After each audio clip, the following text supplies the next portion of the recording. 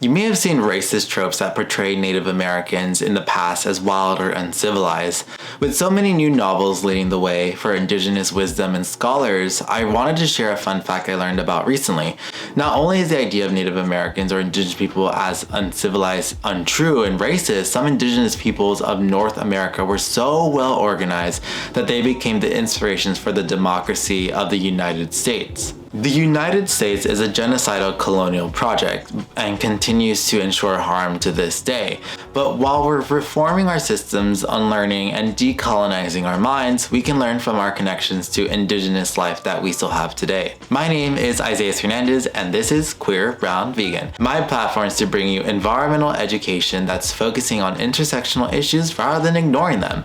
If you like what you see here, be sure to like, comment, and subscribe to my channel because it helps me grow my channel and bring you more educational content. Before we get started, it's essential to recognize the diversity of Indigenous peoples around the world. Each tribe holds its own unique customs, traditions, and systems of governance. There was not a universal standard of democracy, but across many Indigenous societies, we see an emphasis on the consensus-based decision-making. Unlike hierarchical structures, these tribes often practice inclusive decision-making processes where every member had a voice in important matters. The United States is a democracy, a corporate captured democracy, and an oligarchy in many ways, but we still observe local elections that follow democratic practices. This is a stark difference from monarchies of Europe, and democracy was a radical notion. We have Indigenous people to thank for this. Kirk Kickingbird, a Native American lawyer, authored the book on their historical influences. Cherokee chiefs had dinner with Thomas Jefferson's father. George Washington grew up watching the Native American government at work, and Benjamin Franklin urged the founders to follow the Iroquois way. America's foundation as a democracy can be traced back to the Iroquois Treaty and the Iroquois' Great Law of Peace. In 1142, it established a democracy among the warring tribes of Seneca, Cayuga, Oneida,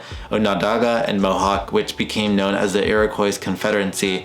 The Tuskara joined the Confederacy later. Now, this contract has several principles from it, and it was adopted to use in the unification of the 13 colonies. Even though Native Americans held so much influence over the foundation of the American government, they were one of the last citizens given the right to vote.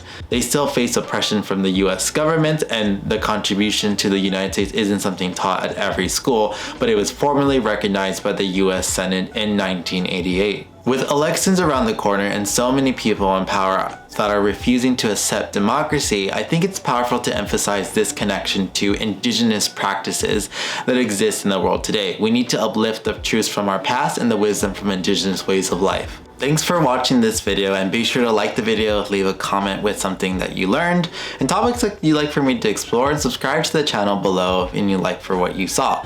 I think it's important that we recognize that Indigenous communities exist today, and they are creating the functional, healthy systems of democracy that may not be fully understood by Western civilizations.